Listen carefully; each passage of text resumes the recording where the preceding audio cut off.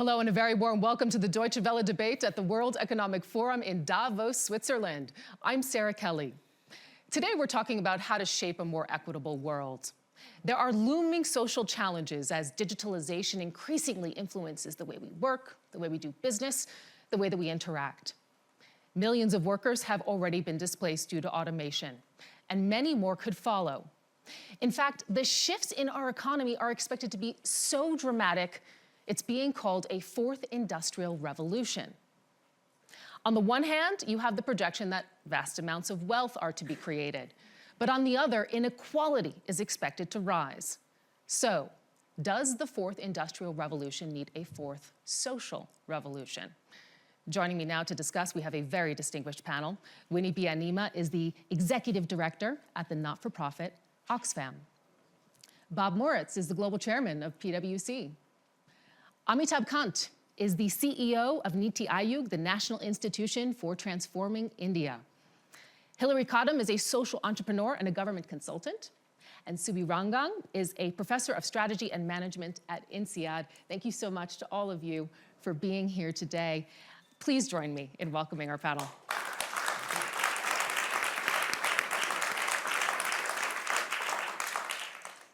And now, Winnie, I'd like to begin with you because at Oxfam, you are fighting poverty around the world. And you have a long history yourself of social causes, of supporting them. How do you see the state of inequality right now? Set the stage for us. Where does it stand? And what happens if we do not take dramatic action?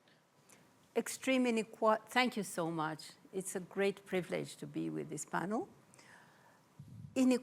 Extreme economic inequality is out of control. Oxfam has released a report this week that's showing the extent of extreme inequality and how it's growing. Last year alone, the wealth of billionaires was increasing by $2.5 billion every day, $2.5 billion, while the wealth of the bottom half of humanity, 3.8 billion people, was decreasing by $500 million every day. That's the trend, with a few at the top running away with wealth and those at the bottom sinking and sinking further. And today, 262 million children are not in school because their governments don't have the revenues to roll out free education. 10,000 people will die today because they can't access public health. It isn't there for them. And meanwhile, the wealth of billionaires increases. In India, I know a woman there called Pratima. She lost her twins very recently because her local clinic didn't have medicine, didn't have a doctor. But that's a country where billionaires have increased for the last decade, doubled. But it's also the country with one of the lowest investments in health. Pratima's children didn't have to die at birth. So we are in a world where governments do not tax wealth enough, do not tax the rich enough. They allow them to dodge. They are paying their fair share of taxes. And in the meantime, public services are crumbling, health and education, in rich and in poor countries alike. And that's definitely something that we're going to talk about in this conversation when we talk about some action-oriented approaches. But first, I'd like to turn to you, Bob, because you are running one of the world's largest auditing consulting firms. You're on a panel right now on a social revolution. Tell us, where does business fit into this equation? How do you see business's role in combating inequality? I think business has a huge role to play in battling the issues that we're going to be talking about today. And the reason for that is, as you look last 10, 20, 30 years, two phenomena have happened. First, the business community acknowledges, and I think are becoming more acknowledging of, stakeholders, the communities in which they're operating in, the climate change issues that they're actually dealing with, and the responsibility that they have to be part of that solution. The second phenomenon is that the world is now their judge and jury. Artificial intelligence, social media, and the like gives the world a voice, where in the past you didn't have that opportunity. So as they think about their brand, as they think about their reputation, as they think about their sustainability, they've also got to be much more conscious of that voice that is the world that they are living in and the world that Winnie just talked about in terms of the challenges that are there and the role that they play within it. And I want to ask you, perhaps throughout this conversation, if that corporate social responsibility is going far enough and how you might be able to push that forward, especially in your role consulting many of these companies. But first, I'd like to turn to you, Amitabh, because you're running the Indian government's policy think tank. You are essentially the planners of India's economy. I mean, and this is a country where you see such extremes. I mean, you see the very wealthy, you see the very poor in your country. How do you see the prospects of closing the wealth gap in India? My belief is that governments need to focus on nutrition, health, education. But for all these to deliver, you need more of technology and not less of technology. Classic example is of India, where every Indian today has biometric.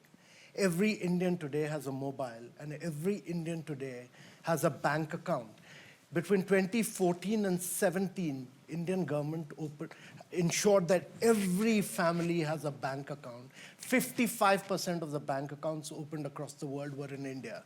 What this has enabled India to do is to put direct benefit transfers straight into the accounts of people. And therefore, what technology has enabled to do is leakages to end. A huge amount of benefits have flown to poor people, and there's been a massive emphasis on nutrition, health, and education. Just to give you an example, we are tracking students across the board using longitudinal and latitudinal methodology, much like you track Uber today. So you are able to assess the learning outcomes, which is a huge challenge in India. Learning outcomes, and you're able to focus on students who are performing weakly in maths or physics. And similarly, on the health, we've rolled out the biggest scheme called the Ayushman Bharat, where we've linked up 150,000 primary healthcare centers with the district hospitals where specialists are available, and they're all linked digitally. But close to 500 million Indians today have been provided health insurance care, which is more than the population of USA, Europe, and Mexico put together. So my belief is governments must focus on nutrition, health, and education, use more of technology. That is what is going to be the differentiator between making people living below the poverty line, cross poverty lines. Oxfam's methodology is questionable, but my belief is highly questionable, but they have a very major point that governments must focus on issues which will make a radical difference to people below poverty. And to your point, just to point out for our viewers, in fact, Oxfam recently said that inequality is increasing in your country. Something like more than 70% of the population, 70% of the wealth is owned by 1% of the population. So perhaps we can talk a little bit more in the conversation about how we leverage that. Winnie, I can see you want to jump in here, but first I'm going to go to Hilary because she hasn't had an opportunity to talk yet. And Hilary, you actually wrote the article from which we got our title today, A Fourth Social Revolution. It's a topic that you've really been focusing on also when you're working with families who are reliant on social benefits. What inspired you to take on this cause? And what is a fourth social revolution? What's the vision? So I think I work in communities. I've worked in communities across the world, but the last 10 years in the UK with many, many people for whom it's really obvious that the brilliant welfare systems that we designed after the Second World War no longer work because they have health conditions which can't be met, because we've got aging populations, because the world of work is changing so fast. What's really clear is that in every industrial revolution, we have a social revolution. And actually, what's also really important to Winnie's point is that there is always a moment with every industrial revolution where inequality grows, where there's a financial bubble and there's trouble. I mean, we had the huge recession of the 1930s. And then what happens is that we have to design a social revolution. Because without that, this is not just an argument about how corporates should do good. Without the social revolution, in fact, the industrial revolution keeps misfiring. We can't make the transition to the new economy. We don't have healthy, skilled workforce. We don't have consumers earning at the level that can demand the goods of the next industrial revolution. But I think also the critical point, which is why I'm so glad we're debating this today, is that this does not happen by accident. It happens by design, and it needs different sectors to come together, communities, corporate sector, government, The state also has a really critical role to play in designing the new architecture, because without that, others can't come in. And that's why we really need to, well, we need to think about it, and then I hope we can move to this. We need to roll up our sleeves, and we need to get going on designing that architecture so we can make the transition. And Subi, I'm curious to hear if you agree with Hilary's assessment, because as an academic, you also have this historical perspective on the trends currently at play right now in the current ecosystem. And you know, typically, when you have seen advancements in technology, you've also seen advancements in prosperity, advancements in health. I mean, is that the track that you see us on right now? And if not, how do we get there? So, good morning, everybody, and thank you. Sarah, you know, I think the moment is a tale of two cities, right? The best of times and the worst of times. And we've seen some of the contrasting facts, all of which are true. And they may even relate to one time and place, India today. But that's just a microcosm for the world at large. And Hilary's point about the institutions that got us here seem to be quite fragile. That's why we meet in Davos. That's why we have these conversations, because institutions are social innovations. They are social technologies. And we're trying to innovate those social technologies as well. And Hilary is very, very right. I quite agree with the points that she's made. My own sense on this, Sarah, is that technology is an incredible boon. Incredible. From our eyeglasses to the shuttles that we take to come here, let alone AGI or something like this. So I don't think we can, I mean, technology is a tool and a method or technique, lean manufacturing. Lean manufacturing is a technology. It's incredible. And what does technology give us? Productivity, protection, pleasure, power, and today even personhood. The biometric system that he talks about in India makes people respected, identified. So technology is an incredible thing. Second point, it's dual use. It's always been dual use. All technology is dual use. But how do you see the impact on inequality? So Yeah. the question then is, how would we use the technologies? Not whether technology is good or bad. Don't forget, Sarah, society itself, we talk about social revolution, society itself is a technology. It's a technology to manage our interdependence. So how we use technology is the big thing. And if you look at the countries with the highest well-being, usually it's the Nordic countries.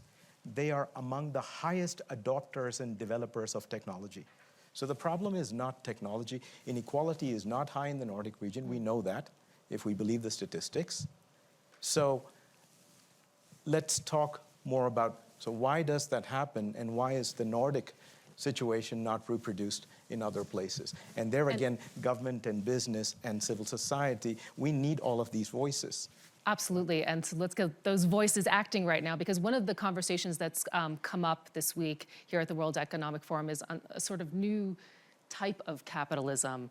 And Bob, with your connections to big business, perhaps I can start with you. What do you see as capitalism's excesses, and what opportunities do you see to sort of get it on the right track in order to deal with the inequality that we are facing in the fourth industrial revolution? So I think as you look at what we've experienced and the outcomes that have come from it, it's clear that we have had a tremendous amount of benefit, but we've left a lot of people behind. And again, that's something of a theme that we've had here in Davos. You think about billions of people that have come out of poverty, but that's done nothing for the people that are still in poverty. And as I said earlier, that social media aspect actually gives a tremendous amount of transparency to that and creates a tremendous amount of opportunity to voice the frustration. So the question becomes, what does business, government, and the local communities do about it? The business community sees, I think, three opportunities. One is, how do I help governments actually create the infrastructure to allow for technology to enable connectivity and accessibility to information, to trade, to education, to healthcare, nutrition, and the like, as was said earlier in the panel. The second thing is, how can I actually leverage those platforms to deliver those goods and services so they're accessible to even those that are in the poverty levels and the like, more effectively, more efficiently, with quicker and better access. But I want to come at it the other way, which is, how do we actually leverage technology to make sure that people have opportunity for jobs, as well as opportunity to retain jobs and be fit for purpose as you look forward? And this goes back to, what are we doing in the education system to actually skill the people of the future and the people of today to say, are we fit for purpose? Is that the responsibility of the corporations or of the governments? Well, that's where I was going to go, because the reality is when you look at the education systems in the world, they're not moving fast enough to change. What's happening is the business community is saying, you know what, I need to do something. In a recent survey that we just did of the CEOs, we do it every year here at Davos, 46% of the people that we surveyed, the CEOs said, I can't find the right skills, therefore I've got to do something about it. And they're actually going after reskilling and putting programs in place to do that, as well as then work with the local community leaders to dedicate time, money, and resource to help educate and work together with those local teachers. But then go to those teachers, those deans, those presidents, and school leaders in the local communities and wherever to actually change the curriculum. So education, a very important factor for reasons which you have just illustrated. But the reality is that the economy is not working for enough people, as you've also highlighted. And one of the ideas that has come up in this idea of new capitalism is a universal basic income.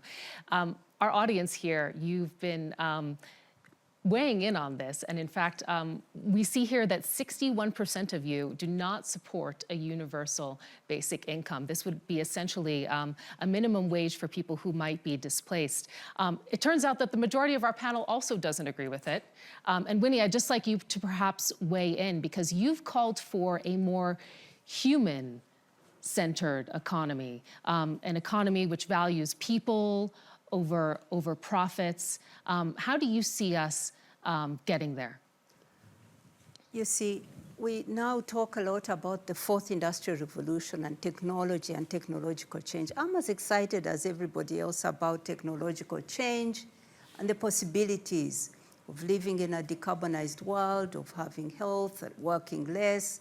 But the truth is that we are now in an economy that is really rigged in such a way that a few get better off and many others don't. With this kind of extreme inequality, many will remain stuck in poverty, and technological change isn't going by itself to change their lives. The World Bank tells us that the rate at which poverty was reducing has slowed and continues to slow. 3.4 billion people are just a crop failure away or a medical bill away from falling back into extreme poverty, because they are at about $5.5 a day. So, and it's not difficult to see why it's like that. It's like that because rich companies, rich people have been able to write the rules of the economy so that they are winners and others are losers. So we have to get governments to get behind managing the economies better. And that means, one, taxing those who create wealth, taxing them so that there is space, fiscal space, to pay for health, for education, for social protection of people. Right now in the rich countries themselves, you're seeing austerity that is pushing what should be care services provided by the state onto women. So women are pulling out of work to take care of the sick, of elderly, of disabled people. This is because governments have sat back and are not doing their job and are allowing a few to take away the bulk of the wealth. So my point is that universal basic income can be a way to do some social redistribution, yes. But ultimately, what we need is that wealth is generated in such a way that most people participate in its generation, in production, and also have time to have leisure. Absolutely. I see a lot of hands, but first I want to get to Amitabh just really quickly, because he's our policymaker on the panel. Is that something that you have in mind when you're making policy in India? I mean, do you envision more of a state-steered capitalism where you do have a higher tax rate, for example, for the wealthy in your country? Or what is your vision for India? You need a series of policy measures. One of the key things, to my mind, is to ensure that resources flow far more efficiently to make an impact to the lives of people living below poverty line. And technology today enables you to do that. India used to be a very highly inefficient country. Only 15% of the resources meant for the poor used to reach them. Through the direct benefit transfer, which we now do using using the biometric methodology, money goes straight into the bank account because you've opened bank accounts for poor people, straight into the bank account. 70% of them have been opened in the names of women in India, go straight into their bank account. And therefore, leakages, what technology is enabled is biometric is enabled, mobile telephony is enabled, that leakages vanish from India. They've completely vanished in 500 schemes of India where money goes straight into the bank accounts. But this, let's talk about tax, though. Yeah, See, I'm not a great believer that excessive degree of tax creates huge amount of distortions. I'm a great believer that, Oxfam loves, fancies, and idolizes poverty. Let me question. My belief is, to a great extent, my belief is that you need to put a huge, massive difference to the lives of people through education, through health, through nutrition. Now, how do you make an impact? You make an impact through technology. But in terms of tracking women, if 1 in 2 women are anemic, how do you do this? You track. We are doing an aspirational district program where we are actually tracking the performance of 115 backward districts of India through 49 indicators of health, education, and nutrition. Create a sense of competition amongst them. If you create a sense of competition, all of them are competing. You're putting their ranking in public domain. Good governance becomes good politics. And you are naming and shaming those who are not performing well. So what you are actually doing is putting the resources in a far more efficient manner through technology. Hilary, I'm going to give you a chance to respond. Winnie will get you. Yeah, I mean, I have so much to say, I'm not quite sure where to come in on, but all of us want to jump in. I know, but one thing I want to say is that I actually also want to move the conversation up a level, because for me, the concept of the fourth social revolution is about flourishing for all. So I really take Winnie's points about inequality, but I also think it's, we're here because, WEF is committed to improving the state of the world. And what I want to say is that at the moment, this world is not functioning for anybody, actually. We have problems of huge inequality, but at the affluent end, we also have huge challenges of stress, of chronic conditions. The point is that things are not working and that we're at this kind of very, very difficult moment. And so I'm not really interested in conversations that are about, we've got these health systems, how can we get a few more people into them? I'm interested in a conversation which is that actually these systems are not working and that we cannot keep having this conversation about how we get a few more people with the exam certificates. You're talking about this, Bob. We need a different form of learning. We need a system that is based around core capabilities for absolutely everybody in this century to flourish and take part. And, around learning, around being part of community, of having the relationships, because, one of the key points that Winnie is addressing is inequality, but inequality is not just about money, it's about who you know more and more. Your path to good education, to a good job is relational. And these are things that the current systems can't even see. Your technology is not even going to measure that. We have to have a fundamental revolution. Bob, weigh in. I can. You asked the question of Winnie around the taxation system, and obviously having spent a little bit of time in that space for us, it is clear that the taxation systems that we have had in place are old, outdated, and not fit for this future. And the reality is the governments that have set them up, A, for protectionism in terms of how to incent people to actually come to their countries and operate within their countries. And second, basically being for what I'll call the third revolution, not the fourth. So as we step back, we actually have to rethink. You mean everybody's desperate to pay more taxes, but the systems aren't there, so they can't? No. The reality is That's we want great. to pay our fair share of taxes, but the reality is the tax laws and regulations that we have today are absolutely antiquated and not fit for the multiple stakeholders that we have to actually focus on as we've created them from way back when. Bob, you're right, and I'm hopeful when I hear a CEO of a business saying this, admitting that we have a tax system that's full of loopholes, that's not fit for purpose for a digital economy. And this conversation has to be about how do we pay for those services that are so important for people living in poverty, but also for economies to thrive. You can't have a thriving economy without healthy people, well-educated workforce, rule of law, infrastructure, and all these we have to pay them with tax. And my point is the role of governments here. Because in 1970, the top income tax rate was around 62%. Today, 2013, it was down to about 38%. In poor countries, it's even as low as 20%. So we have seen rich people and rich companies negotiating themselves out of the tax bracket. And the result is that public services are collapsing. Having technology is just not enough.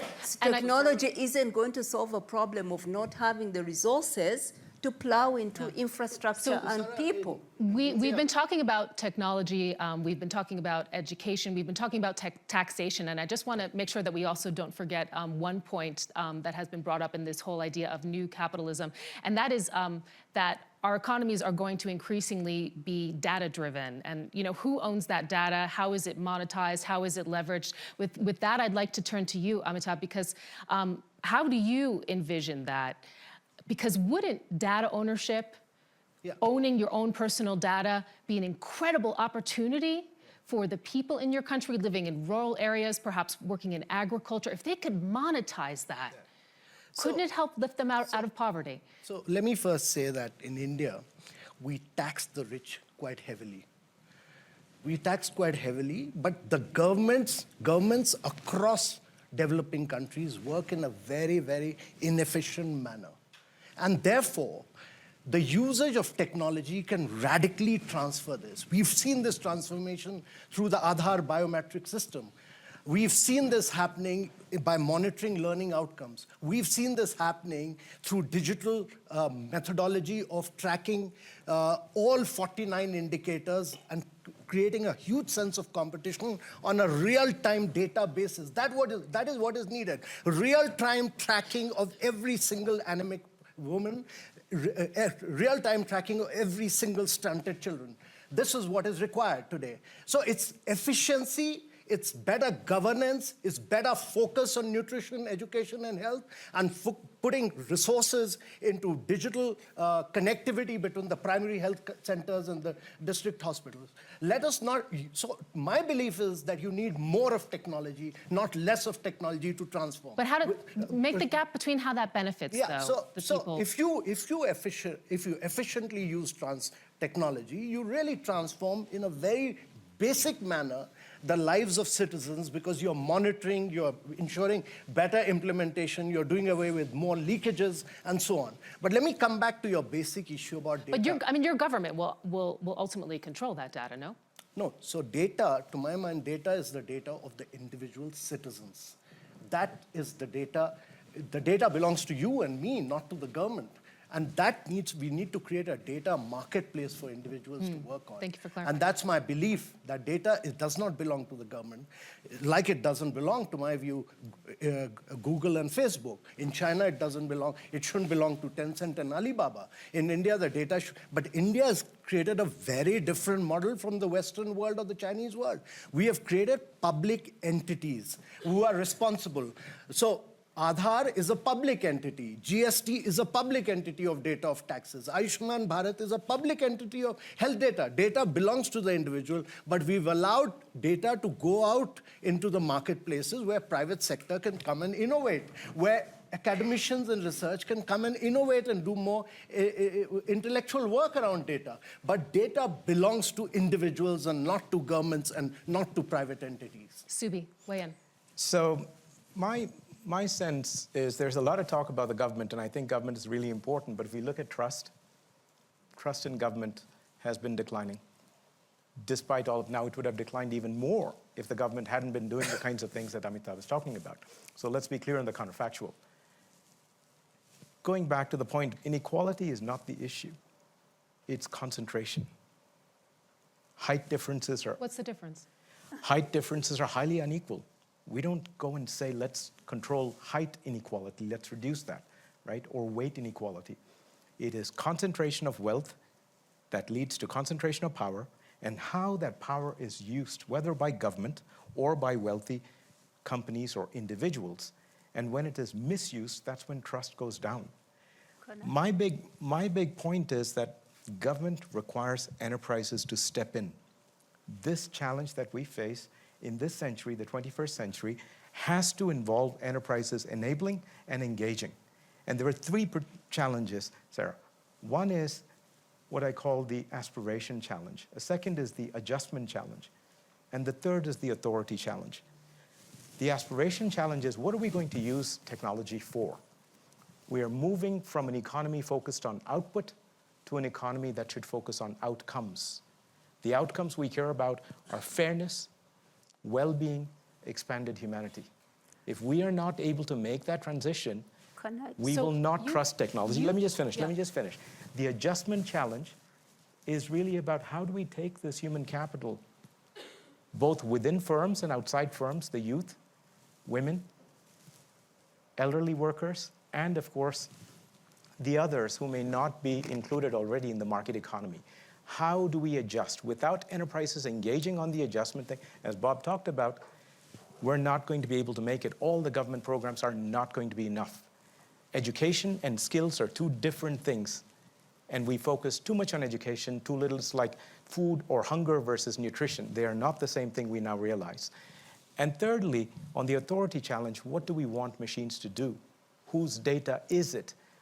How will AGI be artificial general intelligence or artificial good intelligence? Yeah, it's very Companies need to focus on these things, and then we can get trust back, and then we can have more people flourish. So you're putting the ball basically in the enterprise's court. And absolutely. Bob, I'd just like to ask you if that's fair, because I mean, you also know the realities, for example, that CEOs deal with when it comes to their shareholders who expect them to create value, generate revenue for the companies.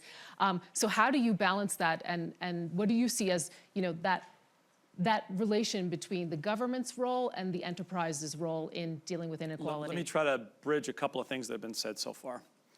If you go back to this trust issue, decades ago, people looked up and saw individuals with power, authority, and leadership responsibilities in government or business, and inherently said they have information. We call it data today. Information, and the question is, are they going to do the right thing? We have more transparency now and more evidence that, in fact, we've got examples that it doesn't happen as much as we want it to. Second thing they did, those individuals with that power, they would actually help the masses. And now with more transparency, we don't see that. We've got inequality. In fact, the rich are getting richer, the poor are getting poorer. And number three, when they looked up and saw that individual, they said, with hard work, a little bit of luck, I can get there. And today, they don't. They don't see that opportunity, again, with transparency. So the point around trust is, how do we actually think about what, in fact, is going to regain that? Now let's talk about the revolutionary side for a second. These individuals now have voice. Are we using voices to actually make the changes that we want in those leaders? Now I want to come back to your point around the enterprise, either political or corporate. Today, we argue that the business community isn't doing enough. But the reality is the investors that supposedly have an interest in environmental, social responsibilities, community responsibilities, and the longevity of their digital skill sets, do they see them doing the right things? Are they voicing that opinion with, I'm not going to invest in that company anymore. I'm not going to stay there anymore. Likewise, in the politicians that are not doing the job, are we voicing with enough revolution the voice to say, get them out and get them somebody else into the mix? So again, if you want to talk about the revolution, hopefully it's a peaceful one. Let's make sure that we are using the voices we have more to affect the changes we're trying to get to. Well, it will be peaceful if we get going. I think that's the point. Yeah. And so, I mean, one of the things that I think is really important is that the state is the head gardener. You know, like after the Second World War, the state created the operating framework, and then we had the United Nations, we had welfare states, we had a trades union movement, and so on. So it is time, and actually this happens in every industrial revolution. Eventually, the state has to step back in. And in my book, Radical Help, I propose a new operating system for this century.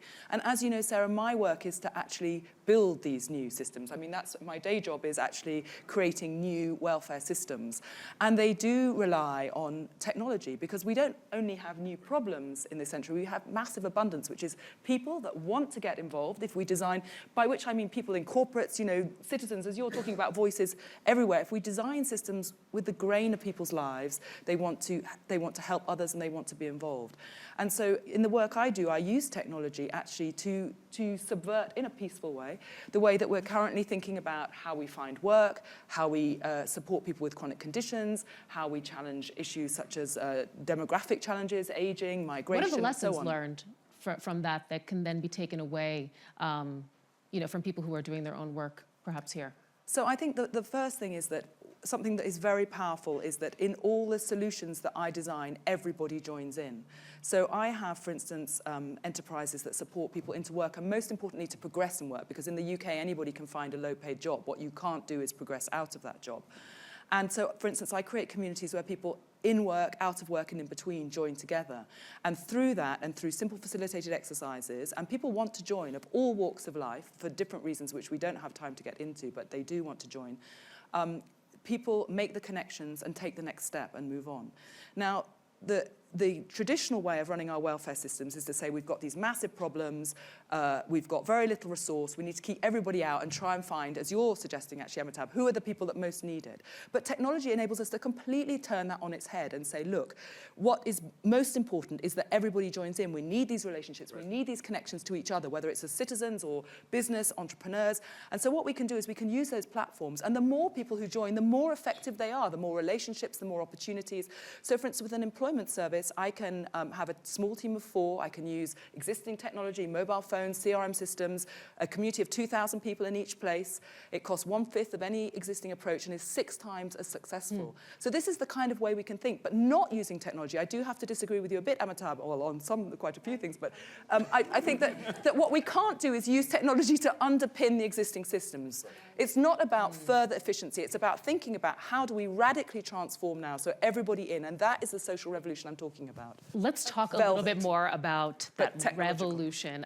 Winnie, I want to get to you in just a second, but Amitabh, first respond to Hilary's point there, because we are talking about a revolution here. So, perhaps we can all say how we get there. Yeah.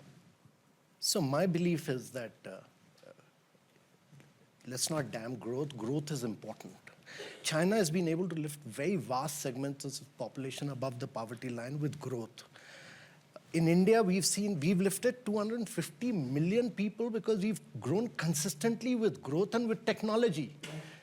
And technology today enables you to use artificial intelligence to track people, focus concerted attention on them, monitor it, provide extra dosage of health standards. What artificial intelligence enables you to do if you are able to link all your primary healthcare centers is to track health standards regularly, provide specialist care, focus on nutrition of every anemic woman, focus on stunted children. Technology enables you to make a radical difference to the life of people below the poverty line. And that's why the biggest difference will be made today by using technology to make a quantum leap forward. And that, to my mind, is the critical thing. So let's not damn growth, let's not damn technology. This will be the differentiator in making countries, and I've seen this happening with biometric, I've seen this happening with the Jam Trinity in India, I've seen this happening with India Stack. 250 million people lifted above poverty line.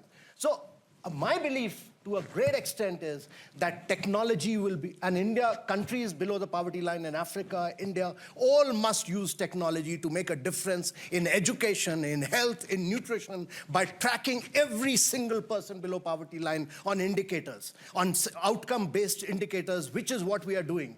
And 49 indicators, we are tracking every single individual in 112 districts of India. And we've seen the massive difference it has made today. And therefore, my belief is that in all these countries, growth is essential. Without growth, you can't lift poverty. Without technology, you can't make a difference to the life of people. And without technology, you can't make a difference to education, learning outcomes, and health outcomes. These are basic essentials. Winnie, weigh in here. We have a question. I know there's a lot for you to weigh in on, and I'm also going to give some more food for thought, because somebody in the audience wanted to know the following. Beyond the definition of fair tax and enforcement thereof, and efficiency redistribution, do we really have any other real solutions? Because, I mean, Winnie, the reality is, I mean, you're here, you're talking about taxation, but we know, for example, you know, corporate taxes are on the decline in the United States. The European Union, for example, is struggling to pass a digital tax. I mean, the trend is going in the opposite direction, isn't it? Well, tax is one solution. It isn't everything. But I want to say I share the excitement about technology and what it can deliver for us. But we have to look at how the economy is structured in order to understand whether technology is going to benefit everybody and make thriving economies where everybody is a winner. I like the point made by Subi that concentration of wealth, concentration of power, even though he doesn't want to use the word inequality. Yes, there's concentration of wealth, continuous, and that's the data we keep producing every year. Concentration of wealth. And that wealth doesn't go to the few people, they don't use it just to buy another yacht, another jet, go into space. They use it for that, but they also use it to buy the democracy. Right. They use it to get out of the tax bracket, as I've just said. Absolutely. They use it to buy the judiciary and impunity Right. from the law. They use it to buy the media and capture the public voice. That's what They use frustrates it us.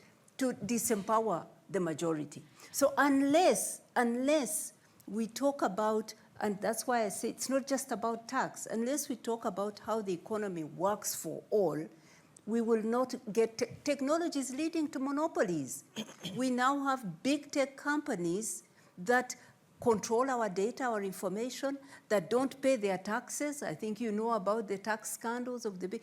There is no regulation of these companies. So, Winnie, what do we you... need an economy that is better regulated so that when profits are made, they are not plowed back just to shareholders, but they come back to the company But I to just want to workers, ask Winnie, just to have a briefly. minimum wage, a living wage, to the environment, to communities. We must get value being shared by more What is the stakeholders catalyst, than though? just shareholders. What is the catalyst, though, for a revolution? Because, I mean, that's really what we're talking about. Exactly. Everyone is having a conversation about it. catalyst But is what this. is the action-oriented? Can I Bob say something talked about- about trust, and indeed, I want to add to trust, anger. There's public anger. People are angry, and we are seeing populists rise because of this anger. So until people organize and say the economy isn't working for us, change is going to happen in little bits, not the kind of change we need. And they are organizing. They The are yellow vests organizing. are on the streets of Paris. Exactly. Populist politics is on the rise. Subi, weigh in. So if you want to know how change happens, and we've seen this over the centuries, and we have some hypotheses. One is the kind of bottom-up, moral entrepreneurship. It's not social, this is moral entrepreneurship. Keeping those fundamentals. Hilary's book is about relationships. That is a fundamental thing. Technology should enable and strengthen that, and we should use that to address those deficiencies, the outcomes that we don't kind of find. At the same time, academics and academic institutions, we need to be working on the paradigm. We are all operating within a big paradigm of the economy. We call it capitalism, let's say. But whatever ism that is, we've got to kind of, and if you are entrepreneurs and business leaders here, my plea to you would be, even as you build this data, even as you move into the cyber capital world and deepen your cyber capital, please deepen your moral capital. And I assure you that academics are starting to work, very late, but we're starting to work on improving the paradigm. If you want to scale change, you need paradigm change. Of course, we learn from practice. We learn from what individuals are doing, both in the private sector, in the civil society, in the public sector, but we need this moral capital to complement cyber capital. And that starts with caring, courage, and sacrifice. If you are not willing to sacrifice things, there is going to be no trust. And it's the powerful who have to sacrifice. It is the big enterprises. They cannot be waiting for the shareholders. No, Bob runs a huge firm. He can persuade his partners, and he has to put his career on the line. I'm doing research, which may not be, I'm a strategy professor. I do research on moral capitalism. I work with philosophers. Now, I have tenure, so it's much easier. But in one sense, we all have to step forward and sacrifice. Otherwise, we're not going to go into this flourishing world. We can do it. It's absolutely possible. And to your point, I mean, there are stakeholders in the room here. There are people who can influence change. So Hilary, let me turn to you. What do you see as the catalyst to inspire this social revolution? We've talked about the fact that there is this feeling of disenfranchisement among many. Also here at the World Economic Forum, we've been hearing all this week that the economic outlook is not as rosy as it was in the past years.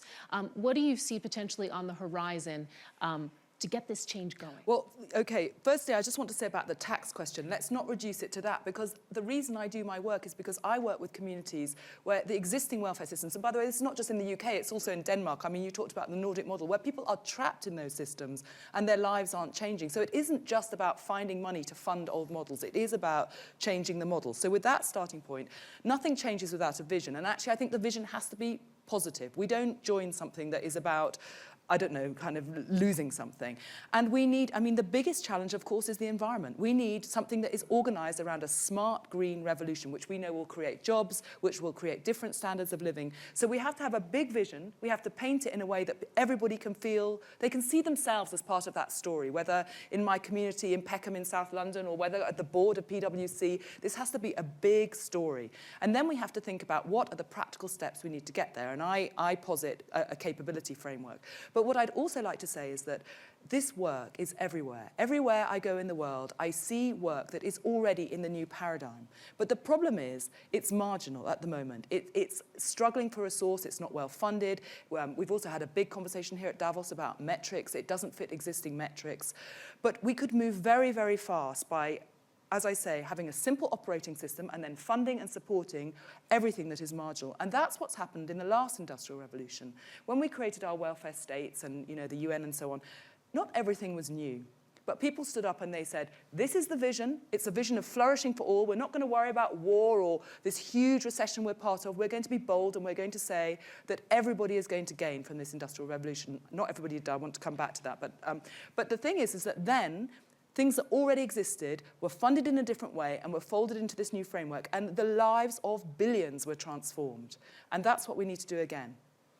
Bob, what is your response to this? Because I mean, you have a lot of influence when you're consulting companies, for example, to sort of shape that vision as you, help them work through efficiencies within the firms. I mean, is there something more that you see that you could do, for example, or that leaders could do, for example? So a couple of things.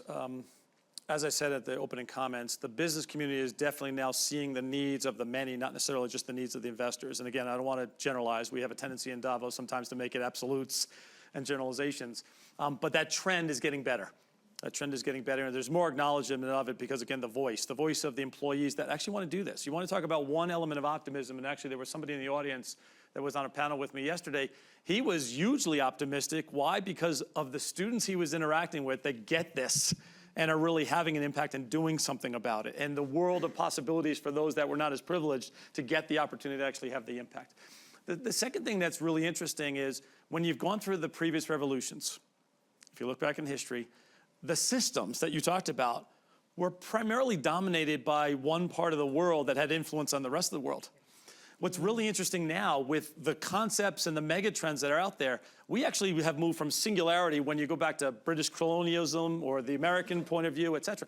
We have got different views on what those systems look like. So the comments around monitoring information and some of the words used in terms of how to use technology, while in India it may work that we can monitor, but there's a big concern in other parts of the world where Big Brother is going to be watching over me. That's got a risk of another revolution coming. So we got to operate within now a whole bunch of different systems. And how do we actually think about systems that might be regionalized with maybe some common frameworks, but maybe there's some level of specificity. And that's where the corporates are really worried about what's this world order? Because if you're going to be in the fourth industrial revolution, data does not have borders. And oh, by the way, that transparency point I made earlier does not have borders. So how do I operate in this world where I've got now different systems driven by different countries with different points of view? Is it a US view, a China view, an EU view, eventually an India view? Is it a Russian view?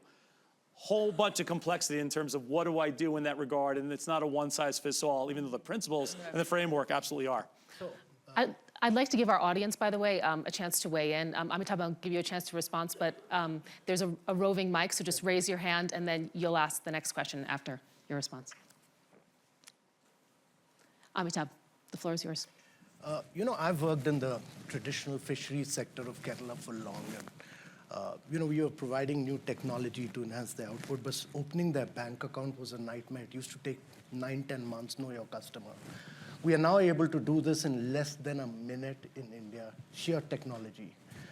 Government has put in massive amount of resources into education, health, and nutrition in India in recent times. The only difference now and then was that earlier you could not track very efficiently. Now, technologically, you can track on a real-time basis and put out data in public domain. So Oxfam or anybody else can question whether it's efficiently being implemented, whether someone is going below the poverty line or else. And similar thing with nutrition. My personal belief, working for long working with self-help groups for women, by working in rural areas and fisheries sector, is that you need government to put more emphasis, increasingly huge resources into education, health, and nutrition. And those are sectors which make a difference to the lives of people. But governments, by and large, across developing world, implement programs in a very, very inefficient manner. There are massive leakages in these programs across the board. And what has enabled today, technology has enabled that you can do direct benefit transfer straight into the bank accounts of individuals. So the money goes into the individual's hand, and he has access to resources, and you can then monitor and track the growth and progress of that individual. Okay. Our first question. Please stand up and ask your question. Okay, thank you very much. My name is Paul Okumu with the Africa Platform, based in Nairobi. Just quickly to just slow Kant a little bit. Technology, just like money, is a tool. It doesn't change anything. It's people who do. So if the models and the people don't change, it doesn't matter what technology is capable of doing. So let's be careful about idolizing the power of technology if the hearts and the minds of people are not willing to change. I want to quickly ask Bob a question. And for me, being at Davos, I've decided rather than ask questions, I will put a proposal to you. And I think you're talking very well about what you're trying to do. But your company works differently. The biggest challenge we have right now is how the big four audit firms behave. Their model of accounting still puts companies under the same old pressure that we used to have in the 80s, and they have been unwilling and very reluctant to come up with very robust models of reporting and auditing that moves companies forward. And I'm just wondering, if you look, for example, at what KPMG did in South Africa, you almost brought down the South African economy because of how you keep on reporting. And I am willing to join you, and I will be in your office on Monday.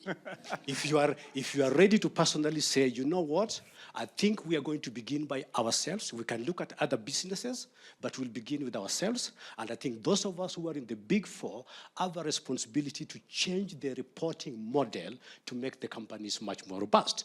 And for you, Winnie, I really appreciate what you do, and I join you within the civil society or what to do that. I just have one little discouragement, which I have experienced, and maybe you probably do. The businesses and companies merged a long time ago. The conversation we have that somehow there's a line between corporations and governments is one that has become so blurred that maybe as civil society, we need to rethink where we direct our energies. So Bob, first, I'll give you the chance to respond, please briefly. Yeah, look, there is a tremendous amount of lessons learned in terms of those that are either advising or providing assurances to the public. And I agree that the professional services firms like the Big Four have significant change to make themselves. We have to actually do two things. One is to make sure that we're really clear in terms of the financial reporting and where that responsibility lies between management, governance, the auditors, et cetera. Agree with that responsibility. We have to increase the standards. But the reality is the expectation gap The public wants more than the regulations require today.